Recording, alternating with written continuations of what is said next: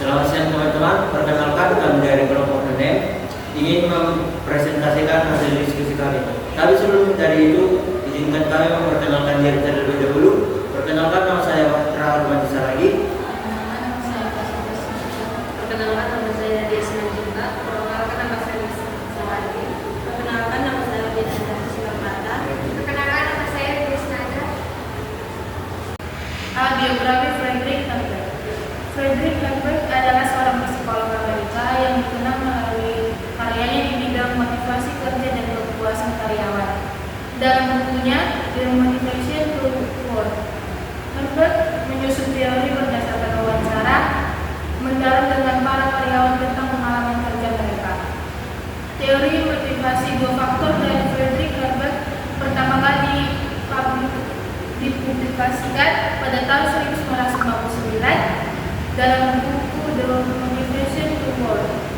Teori ini didasarkan pada teori hierarki kebutuhan Maslow dan berfokus pada pentingnya faktor internal pekerjaan untuk memotivasi karyawan. Kehidupan awal dan pendidikan Lambert lahir pada 18 April 1923 di Amerika Serikat.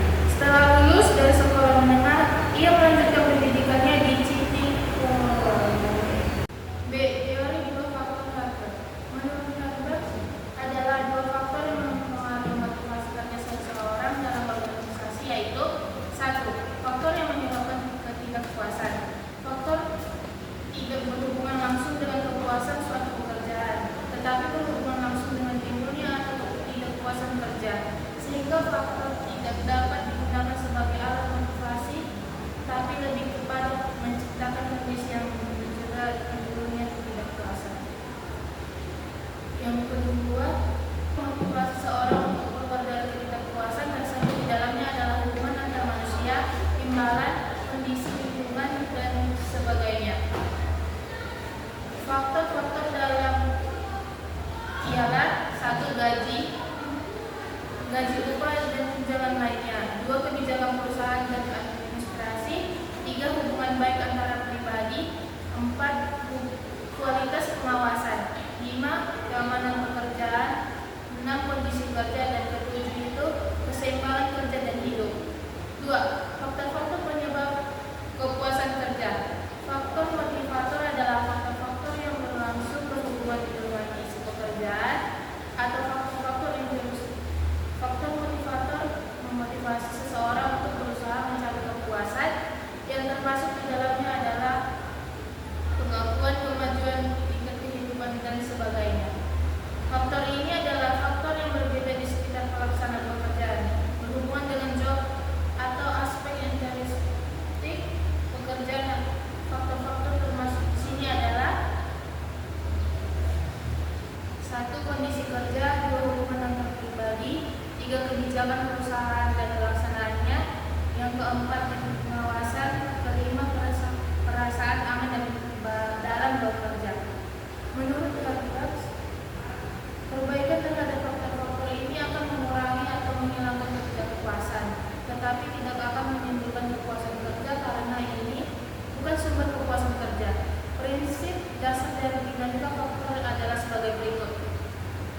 Satu, faktor dapat mencegah atau membatasi ketidakpuasan kerja, tetapi tidak dapat memperbaiki kepuasan kerja. Dua, dalam motivator, faktor dapat mencegah kepuasan kerja, tetapi tidak dapat mencapai ketidakpuasan kerja. Faktor-faktor pemuas, prestasi, penghargaan, pekerjaan kreatif, dan menantang tanggung jawab, kemajuan dan peningkatan. Faktor-faktor pemeliharaan, kebijakan dan administrasi perusahaan, kualitas pengendalian teknik kondisi kerja, hubungan kerja, status pekerjaan, keamanan kerja, dan kehidupan pribadi pekerja. Dalam organisasi, penerapan teori dua faktor faktor. Dalam kehidupan organisasi, pemahaman terhadap motivasi bagi setiap pemimpin sangat penting artinya. Namun motivasi juga dirasakan sebagai sesuatu yang sulit. Hal ini dikemukakan oleh Guajosunijo sebagai berikut. A. Motivasi sebagai sesuatu yang penting karena peran pemimpin itu sendiri berkaitan dengan bawahan. Setiap pemimpin tidak boleh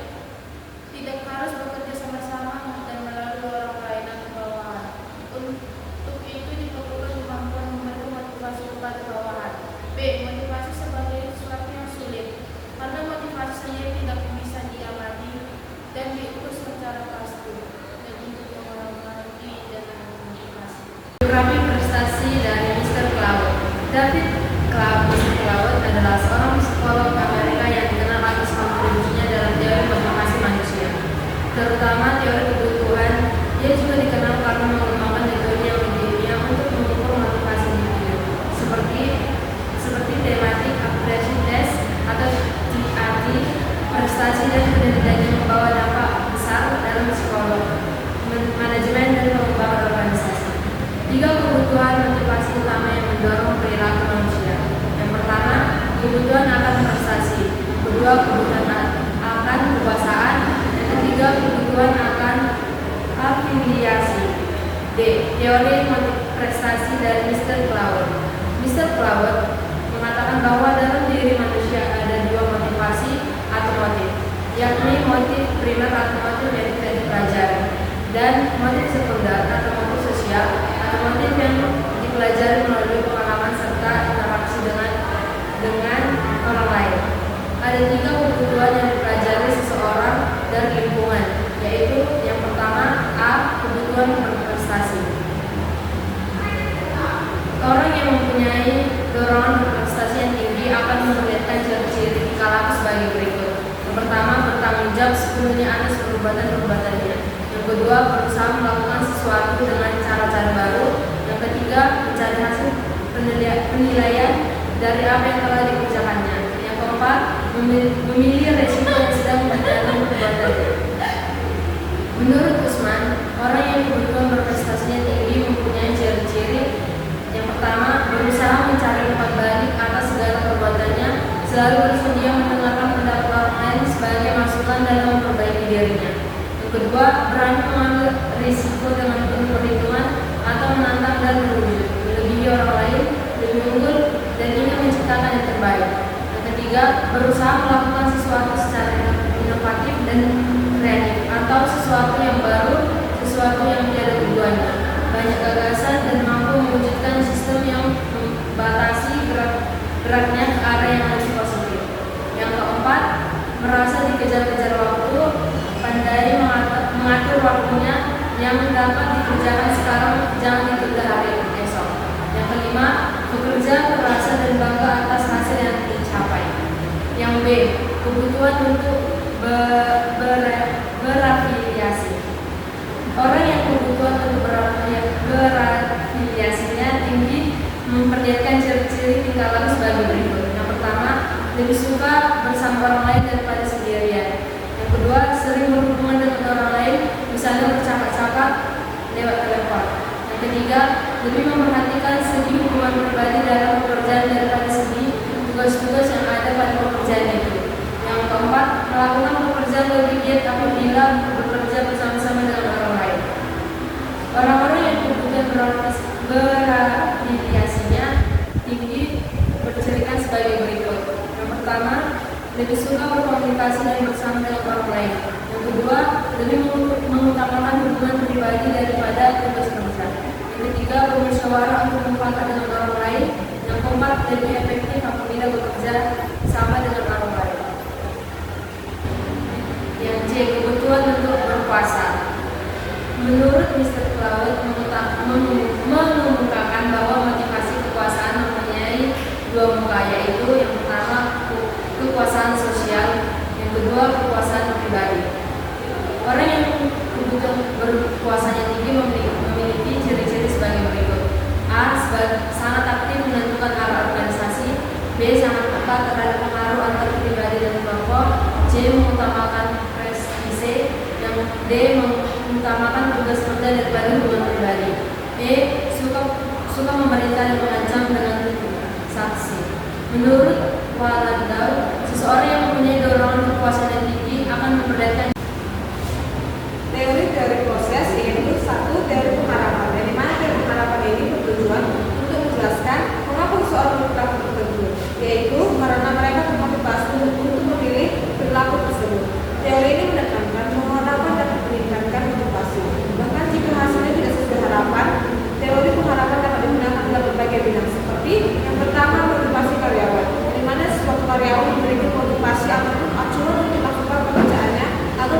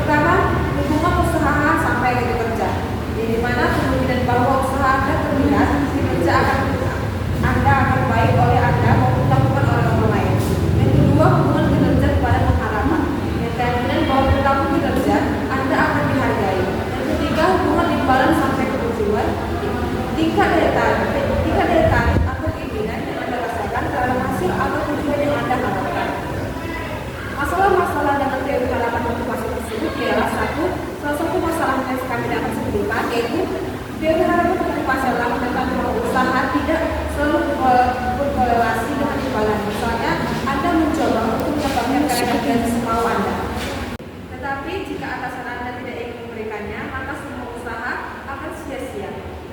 Yang kedua, kelebihan teori harapan motivasi tersebut ialah berdasarkan fakta motivasi berkorelasi dengan kepuasan harapan yang dapat meningkatkan motivasi. Bahkan jika hasil akhirnya tidak memenuhi harapan, teori ini menekankan harapan hasil dan pencapaian tujuan yang mendukung fakta bahwa usaha harus mengarah pada peningkatan kinerja yang kemudian mengarah pada pencapaian hasil yang diinginkan tersebut pada waktu tersebut. Yang kedua, teori yang ketiga, kelemahan teori harapan motivasi tersebut ialah agar dijelaskan afirmasi bahwa usaha dan kinerja akan terus menghasilkan hasil yang diinginkan. Ada masukan lain yang punya terbatas seperti pendidikan, kapasitas secara keseluruhan, bukan hanya upaya semata saja. Teori Kotler-Awer. Teori ini memperlihatkan bahwa upaya bergantung pada nilai penghargaan yang diperoleh ditambah dengan penghargaan yang mereka rasakan. Model ini adalah teori penghargaan dari motivasi dengan versi orientasi masa mendatang yang juga menekankan antisipasi tanggapan atau hasil. Model penghargaan ini menyajikan sejumlah implikasi bagi manajer tentang bagaimana seharusnya memotivasi bawahan dan juga implikasi bagi organisasi. Model tersebut bagi manajemen mencakup 1. Pemberian penghargaan yang sesuai dengan kebutuhan bawahan. 2. Penentuan prestasi yang diinginkan. 3. Pembuatan tingkat prestasi yang dapat dicapai. 4. Menghubung penghargaan dengan prestasi. 5. Pemanasa faktor-faktor apa yang bersifat berlawanan dengan efektivitas penghargaan. 6. Penentuan penghargaan yang mencukupi atau memadai. Kotler dan Awer berpendapat bahwa antara motivasi, kepuasan kerja dan prestasi kerja tidak mempunyai hubungan langsung yang bersifat linear. Terdapat intervensi variabel yang terlibat kuat dalam mempengaruhi motivasi seseorang. Itu menurut terdiri dari kemampuan dan sifat karyawan. Teori ini menyatakan bahwa ada penghargaan dari dalam dan penghargaan dari luar karyawan tersebut yang mempengaruhi kepuasan kerja karyawan. Teori Kotler-Awer model merupakan model pendekatan terhadap penghargaan dan ekstrinsik akan sangat mempengaruhi kepuasan kerja karyawan. Teori motivasi Kotler dan Awer. Teori ini mengusulkan dua jenis penghargaan. 1. Penghargaan intersinik. Penghargaan ini diberikan kepada individu atas kinerja yang baik. Penghargaan ini mencakup perasaan berhasil dan terpenuhi kebutuhan tingkat tinggi sebagaimana didefinisikan oleh Maslow. 2. Penghargaan intrinsik. Penghargaan intrinsik diberikan kepada individu atas kinerja yang baik. Mencakup perasaan berhasil dan terpenuhi kebutuhan tingkat tinggi sebagaimana didefinisikan oleh Maslow. Penghargaan berhubungan langsung dengan kinerja yang baik jika struktur pengerjaan bervariasi dan menantang sehingga individu dapat menghargai dirinya sendiri jika ia merasa lelah bekerja baik. Menariknya, model Kotler-Awer merupakan perluasan dari teori harapan Bloom. Teori ini mengasumsikan bahwa perilaku didorong oleh pilihan sadar yang dibuat di antara berbagai alternatif yang berupaya memaksimalkan kesenangan dan dengan segala cara mengurangi rasa sakit. Peningkatan usaha dari seorang karyawan bergantung pada sumber daya dan keterampilan yang tepat dengan lingkungan yang diperlukan untuk menyelesaikan pekerjaan. Kembali ke model Kotler-Awer atau teori harapan, hal itu bergantung pada 6 elemen inti yaitu 1. Usaha. Usaha adalah kuantum energi yang dikeluarkan karyawan untuk mengerjakan tugas tertentu. 2. Kinerja. Kinerja upaya berkorelasi langsung dengan kinerja karyawan, namun kuantum kinerja bergantung pada jumlah tenaga kerja, kemampuan karyawan, dan perspektif peran karyawan. 3. Usaha. Ini adalah kuantum energi yang dikeluarkan karyawan untuk mengerjakan tugas tertentu bergantung pada mereka.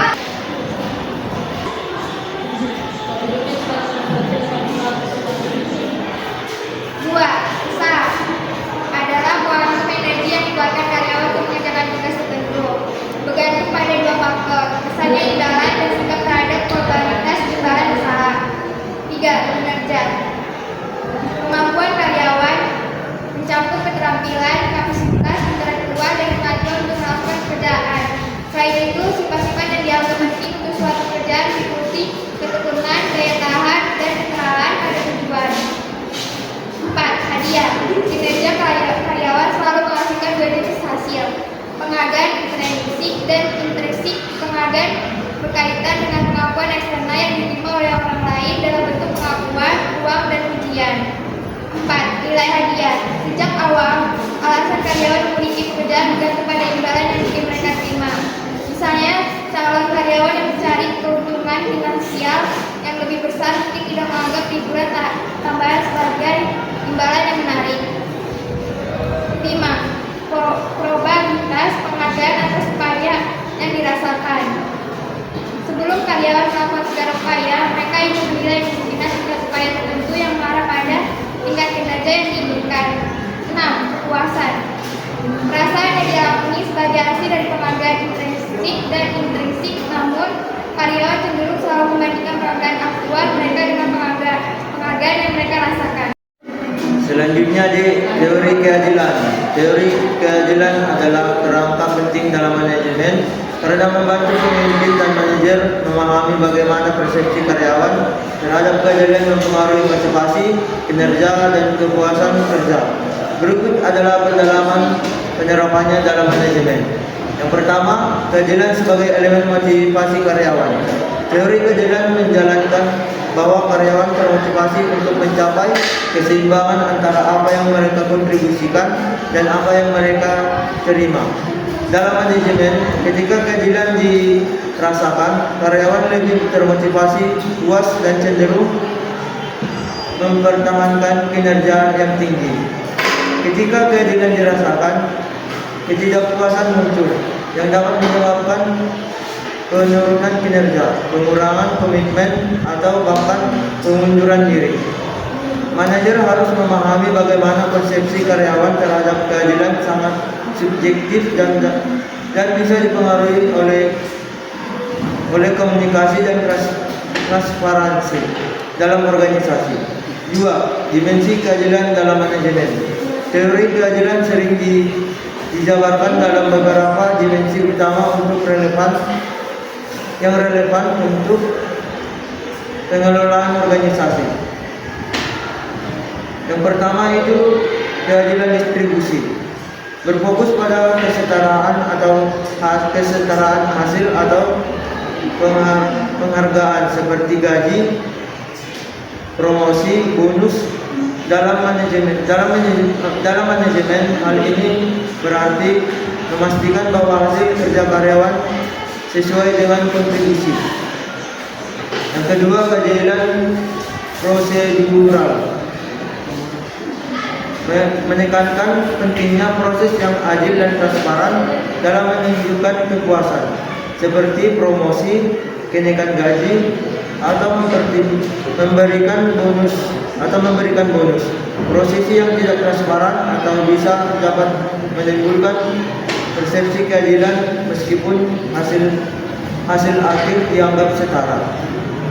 Yang ketiga, keadilan interaksional, berhubungan dengan bagaimana karyawan diperlakukan oleh manajemen atau pemimpin, menghormati, mendengarkan, dan memahami penjelasan yang jelas atas keputusan penting dalam bagaimana dari menciptakan keadilan dalam interaksi.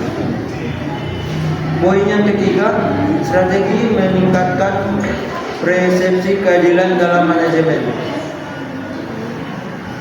Manajer dapat menerapkan kategori keadilan dengan cara berikut. Poin yang pertama, transparansi dalam keputusan. Jelaskan dasar pengambilan keputusan yang mempengaruhi keputusan waktu. Contohnya, saat menentukan bonus tahunan, tunjukkan bagaimana kinerja individu dan tim dievaluasi. Poin yang kedua, kesetaraan dalam pembagian sumber daya. Hindari favoritisme atau perlakuan yang berbeda tanpa alasan jelas. Contohnya, distribusi tugas dan penghargaan harus mendasarkan kriteria objek seperti kontribusi atau kinerja. Lalu poin yang ketiga, melatih pemimpin dan manajer. Latih mereka untuk bersikap adil dan berinteraksi, memberikan penghargaan, dan memahami konflik. Contohnya, pemimpin harus menunjukkan rasa hormat dan kepentingan terhadap kebutuhan individu dalam tim. Poin yang keempat, dampak keadilan dalam organisasi. Ketika kategori keadilan diterapkan dengan baik, manfaatnya meliputi yang pertama, meningkatkan motivasi, karyawan lebih semangat dalam menyelesaikan tugas. Yang kedua, kepuasan kinerja yang lebih tinggi. Persepsi keadilan meningkatkan rasa bagaimana dan keterlibatan karyawan.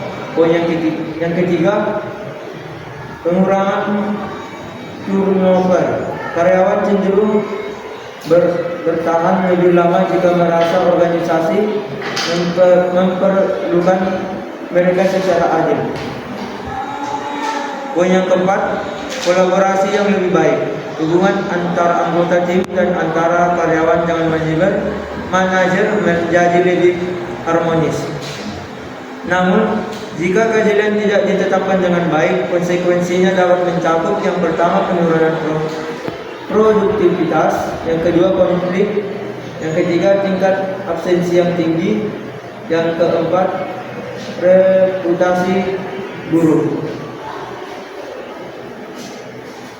Aplikasi teori keadilan dalam manajemen. Teori keadilan memiliki implikasi penting dalam manajemen, terutama dalam hal pengelolaan sumber daya manusia. Berikut adalah beberapa penerapannya. Yang pertama, sistem kompetensi yang adil. Manajer perlu memastikan bahwa gaji, bonus, dan tunjangan diberikan secara proporsional berdasarkan kontribusi karyawan. Yang kedua, transparansi dalam pengambilan keputusan. Komunikasi yang terbuka mengenai alasan dibalik keputusan seperti promosi atau penghargaan dapat meningkatkan persepsi keadilan. Yang ketiga, membangun hubungan interaksi yang baik. Manajer harus bersikap adil, hormat, dan mendukung karyawan dalam setiap interaksi untuk meningkatkan keadilan interaksional. Yang ketiga, meningkatkan partisipasi karyawan. Melibatkan karyawan dalam proses pengambilan keputusan dapat meningkatkan persepsi keadilan prosedural. Yang keempat, pengelolaan persepsi. Manajer perlu memahami bagaimana keadilan bersifat subjektif sehingga penting untuk mendengarkan ucapan. Baiklah, selanjutnya kami lanjutkan dari teori keadilan. Teori keadilan adalah kerangka penting dalam manajemen karena membantu pemimpin dan manajer memahami bagaimana persepsi karyawan terhadap keadilan mempengaruhi motivasi, kinerja, dan kepuasan kerja. Berikut adalah pendalaman mengenai teori keadilan. Yang pertama, keadilan sebagai elemen motivasi karyawan. Teori keadilan menyatakan bahwa karyawan termotivasi untuk mencapai keseimbangan antara pembentukan perilaku. Perilaku merupakan sebuah kesadaran terhadap struktur sosial dalam baik, sehingga menjadi gerakan yang secara dinamis dalam waktu yang bersamaan. Perilaku yang dimiliki manusia merupakan sebuah kegiatan dan cenderung atau aktivitas yang seringkali dilakukan oleh manusia, dapat kita amati secara langsung atau tidak langsung. Perilaku juga diartikan sebagai suatu reaksi psikis seseorang terhadap lingkungan. Reaksi yang dimaksud dapat digolongkan menjadi dua, yaitu bentuk pasif atau tanpa tindakan nyata atau konkret. Yang kedua, bentuk aktif atau dengan tindakan konkret. Jenis perilaku. Menurut Puspitasari, bahwa dari setiap bentuk respon stimulus manusia menurut Skinner, perilaku manusia dapat dibedakan menjadi dua bagian, yaitu yang pertama, perilaku yang tertutup atau konvert behavior. Stimulus seorang yang dibatasi dengan perhatian, referensi, ilmu pengetahuan atau setiap kesadaran setiap sikap yang mana belum dapat diamati oleh individu yang lain, sehingga merupakan sebuah respon atas stimulus dalam bentuk yang tertutup atau tertutup. Yang kedua, perilaku terbuka. Stimulus seseorang yang nyata atau dapat dikatakan terbuka, sehingga dapat dilihat dari tindakan atau praktik secara nyata, sehingga dapat dilihat atau diamati oleh orang lain. Dari perspektif psikologi, dapat dijabarkan bahwa jenis perilaku menjadi beberapa jenis, yaitu antara yang pertama, perilaku yang didasarkan dari sudut pandang yang dinamis. Contohnya, pengalaman saat bersekolah dasar harusnya mengikuti fase-fase untuk naik ke tingkat kelas yang selanjutnya. Yang kedua, perilaku yang didasari akan sudut pandang yang humanistik. Contohnya, perilaku ini dapat tercipta ketika kita ingin memenuhi kebutuhan pribadi karena merasa perlu dipenuhi. Yang ketiga, perilaku yang didasarkan sudut pandang biologi, yang dimana lebih berfokus pada psikologi oleh otak manusia dalam berpikir. Yang keempat, perilaku yang didasarkan pada perspektif mengenai pandangan kognitif. Contohnya, rasa tertarik kepada seseorang dan perasaan terhadapnya. Yang kelima, perilaku yang didasarkan sudut pandang sosial. Contohnya, bagaimana posisi kita menjadi hubungan sosial dengan orang lain, karena manusia merupakan masyarakat yang secara menyeluruh. Menurut Dandorf, bahwasanya manusia sendiri memiliki beberapa jenis perilaku yang dapat dibagi menjadi dua bagian, yaitu yang pertama, perilaku yang refleksif dalam arti adalah perilaku yang spontan.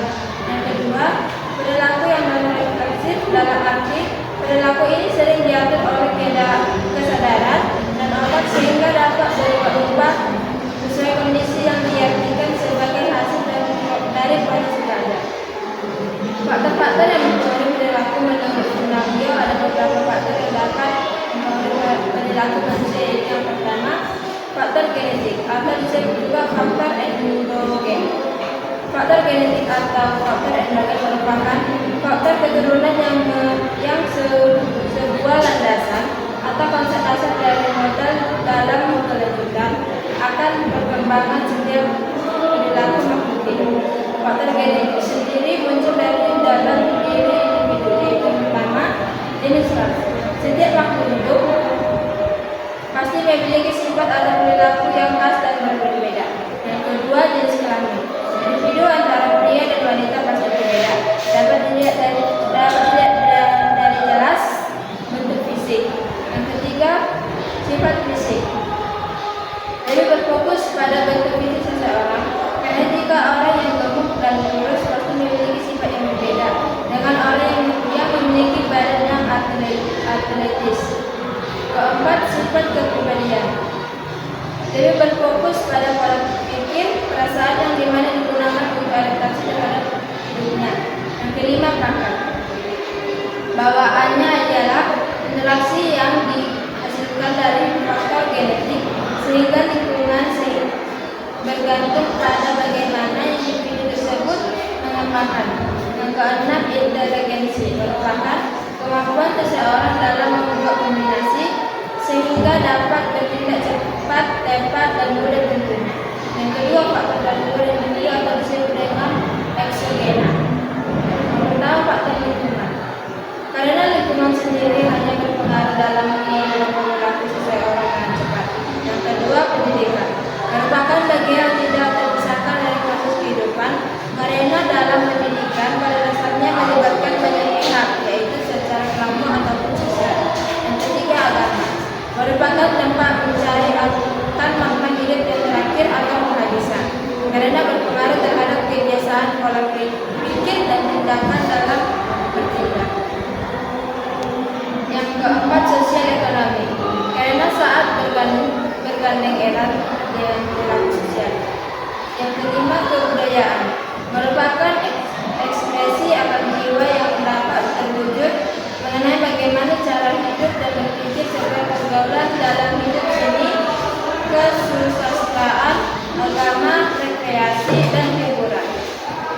Ketiga, faktor-faktor lain.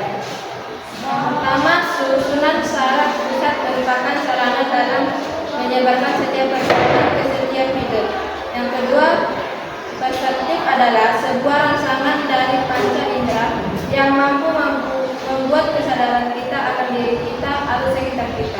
Yang ketiga, emosial merupakan gambaran sebuah perasaan yang dapat dikeluarkan melalui kata-kata atau tindakan dan berlangsung tidak lama.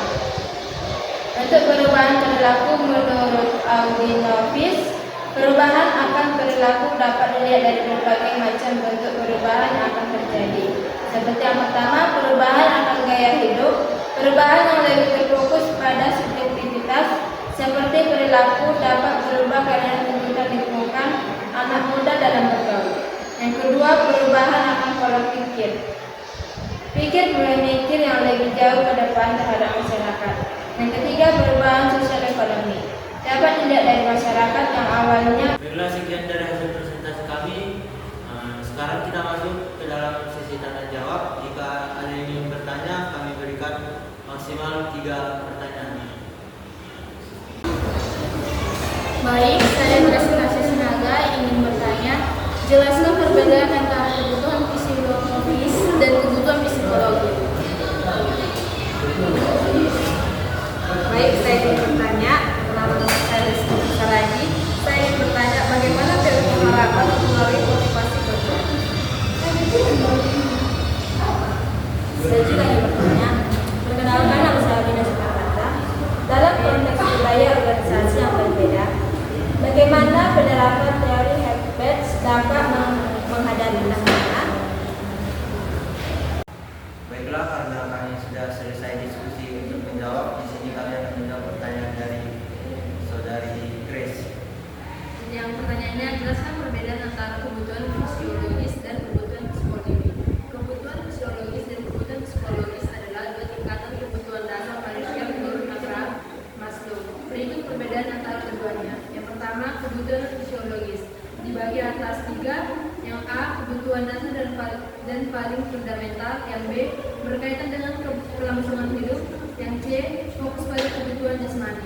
Yang kedua, kebutuhan psikologis juga terbagi atas 3. Yang A, kebutuhan yang lebih tinggi dan kompleks.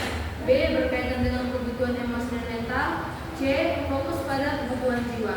Perbedaan utamanya terbagi atas 4. Yang pertama, prioritas kebutuhan psikologis lebih mendesak dan harus dipenuhi terlebih dahulu. 2. Sifat kebutuhan psikologis bersifat objektif, sedangkan kebutuhan psikologis bersifat subjektif. Yang ketiga, dampak kebutuhan psikologis mempengaruhi kesehatan fisik, sedangkan kebutuhan psikologis mempengaruhi kesehatan mental. Yang keempat, pemuasan kebutuhan psikologis dapat dipuaskan secara langsung, sedangkan kebutuhan psikologis memerlukan proses dan waktu. Di sini saya akan menjawab pertanyaan dari Kodrina. Dalam konteks budaya organisasi yang berbeda, bagaimana penerapan teori Herbst dapat menghadapi tantangan? Teori Herbst dikembangkan dalam konteks budaya barat yang cenderung menghadapi pencapaian individu dan pengakuan. Namun dalam budaya kolektif seperti Asia, hubungan interpersonal dan keamanan kerja memungkinkan memiliki peran lebih besar dalam memotivasi karyawan. Tantangan muncul ketika perusahaan mencoba menerapkan pendekatan yang sama di semua lokasi tanpa mempertimbangkan konteks budaya. Solusinya adalah melakukan adaptasi, misalnya memprioritaskan hubungan kerja harmonis dan rasa kebersamaan di budaya kolektif selain memberikan pengakuan individu. Baiklah, saya akan menjawab pertanyaan dari saudari Iris. Bagaimana teori pengharapan mempengaruhi motivasi kerja? Jawabannya, teori pengharapan mempengaruhi motivasi kerja dengan meningkatkan percaya diri, meningkatkan nilai hasil, dan memperkuat hubungan antara usaha dan hasil. Apakah Anda dapat dimengerti? Sekian dari hasil presentasi kami. Jika ada kesalahan dalam pemberian video, kami mohon maaf.